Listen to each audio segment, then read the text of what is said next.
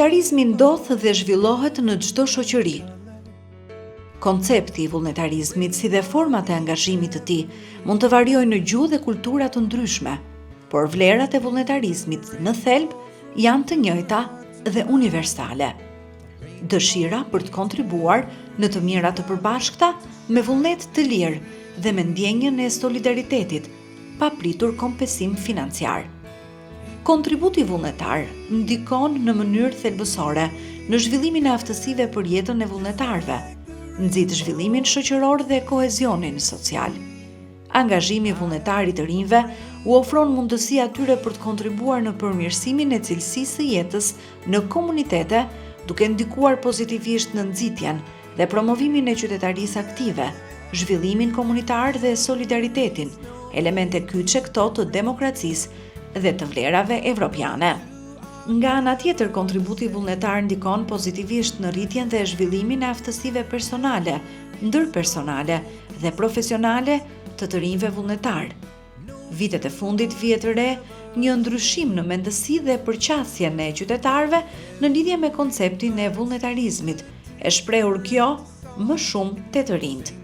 Lidhur me fushat më të përzgjedhura nga të rinjt, për vullnetarizëm janë fuqizimi i të rinjve, të drejtat e njeriut, promovimi i vullnetarizmit, aktivitetet sportive, edukimi, gjithëpërfshirja dhe mbështetja e personave me aftësi ndryshe, bamirësia e të tjerë. Projekti synoi në rritjen, fuqizimin, informimin, ndërgjegjësimin dhe aktivizimin e të rinjve për të mbrojtur të drejtat e personave me aftësi të kufizuar, që shpesh vihet re se nuk respektohen gjerësisht. Le të jenë të rinjt që rrisin ndërgjegjësimin dhe informimin për regjistrimin dhe aksesimin e shërbimeve sociale për personat me çrregullim të spektrit autik, pranë bashkive Elbasan, Cërik, Gramsh dhe Librazhd. Projekti jonë, fuqizimi i vullnetarizmit të rinjve ndaj shërbimeve psikosociale, është një projekt i realizuar për gjatë 7 muajve në 4 bashkitë e qarkut të Elbasanit. Faktikisht është rreth një target group për 1200 të rinj, të cilët kanë qenë pjesë aktive e projektit tonë, lidhur me ofrimin e shërbimeve psikosociale në 4 bashkitë e qarkut të Elbasanit. Ky projekt është një projekt i financuar nga Agjencia Kombëtare e Rinisë dhe nga Ministri i Shtetit për Rininë dhe Fëmijët Sonja Bora Mushaqi. Ç'është autizmi, që janë aftësitë e kufizuara. Çdo të kesh një person me aftësi kufizuar në komunitet, në klasë, në shkollë.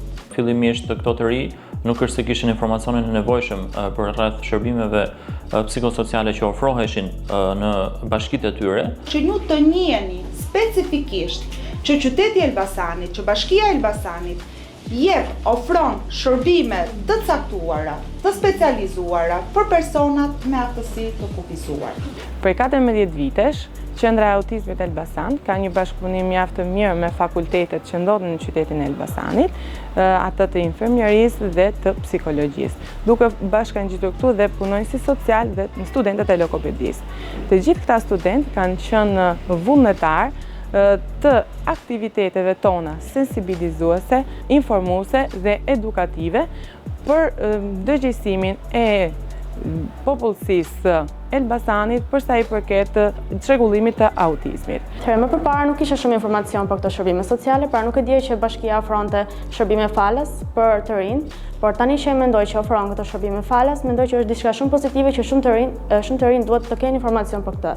Pra mendoj gjithmonë që për një shërbim psikologjik duhet të ofroheshin tek një klinikë private e cila më do kushtonte, por tani që mendoj që është falas është diçka shumë e mirë. Shërbimet më kryesore që në bashkinë e Elbasanit sot jepen për këta fëmijë. Disa janë shtetërore, disa janë dhe private. Një nga kryesorët jemi ne, Qendra Autizmit Elbasan.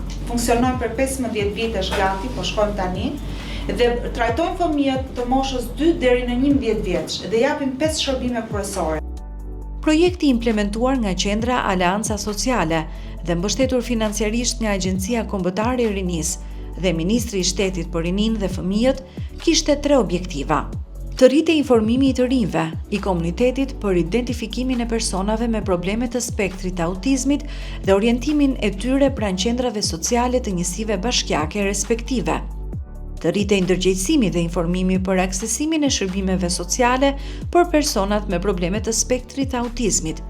të fuqizojë vullnetarizmit e të rinjt, mbështetja ndaj personave me probleme të spektrit të autizmit për të ndihmuar për të marrë shërbime sociale që i takojnë sipas kuadrit ligjor.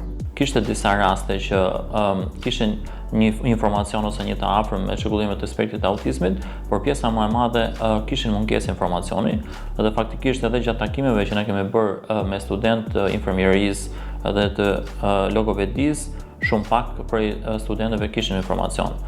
Po, kam dëgjuar për autizmin dhe kam pasur një eksperiencë pra në 9-vjeçare, kam pasur diku të rreth 3-4 vjet një djalë në klasën time me autizëm. Shumë herë pra i kemi qëndruar pranë, pra kemi qëndruar më të duruar, pra kur kemi komunikuar me atë, kemi përfshirë në aktivitete të ndryshme në një orë mësimi. Një kryesor është që ju të informoheni rreth këtij çrregullimi, të informoheni se si ju mund të silleni me ta, të informoheni madje edhe nëse keni në rrethin tuaj shoqëror apo familjar, raste të ngjashme që mund të bien në sy. Në fillore ka pas një shok të cilin isha ulur në bank edhe gjithmonë e ndihmoja.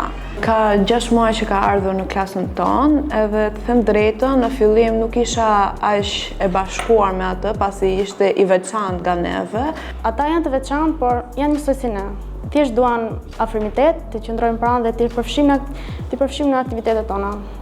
Ky projekt ka si qëllim dhe në fokus identifikimin, ndërgjegjësimin dhe informimin e të rive ndaj shërbimeve psikosociale që ofrohen në këto 4 bashki që ne përmendëm. Këto të ri janë informuar rreth çrregullimeve të spektrit të autizmit dhe aftësisë ndryshe në përgjithësi. Pyetja që bëhet shpesh është po si nëse vjen, nga se shkaktohet. Faktor që deciziv që mund të jenë të garantuar nuk ka. Faktori me predispozitë më të madhe për shkaktimin e çrregullimeve të spektrit të autizmit është faktori gjenetik. Ekipi i Aleancës Sociale i arriti këto duke organizuar takime sensibilizuese dhe ndërgjegjësuese, workshope dhe një trajnim me të rinjt e 4 bashkive: Elbasan, Cërik, Gramsh dhe Librazhd. Përgjatë 7 muajve u identifikuan edhe të rinjt me çrregullim të spektrit autik, të cilët u informuan rreth të drejtave të tyre dhe shërbimet që ata mund të përfitojnë.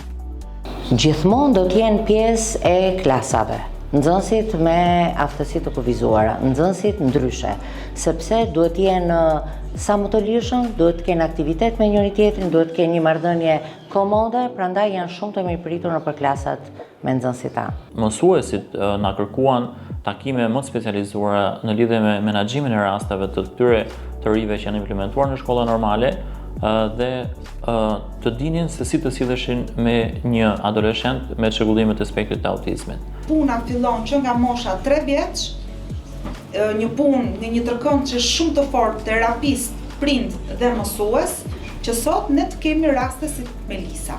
A ikën? Përfundimisht, a zhduket çrregullimi? Jo.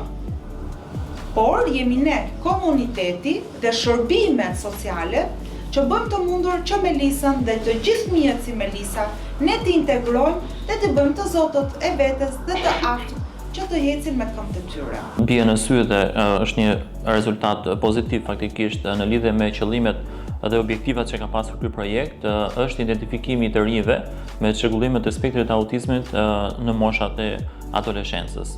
Këto të rinj kanë marrë shërbimet e nevojshme dhe janë trajtuar në qendra të specializuara. Sot numërojmë shumë të rinj vullnetar që janë bashkuar ekipit ton për sensibilizim dhe ndërgjegjësim rreth shërbimeve psikosociale. Po, vullnetarizmi është një veprim realisht altruist, kështu që realisht do dohesh dhe shokët e mi të klasës, po dhe shokët e mi jashtë klase, të ishin pjesë e qendrave vullnetare.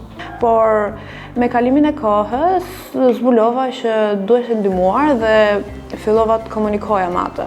Jo, nuk kam qenë pjesëmarrëse e vullnetarizmit, por kam të shumë dëshirë në të ardhmen që të jem një pjesëmarrje e tillë. Mundohemi që ta përfshijmë në bashkëbisedimet tona, në aktivitete dhe ndonjëherë edhe në mësime. Pra mendoj që duke qëndruar me pranë, duke ndihmuar më bën të ndjehem më mirë në veten time.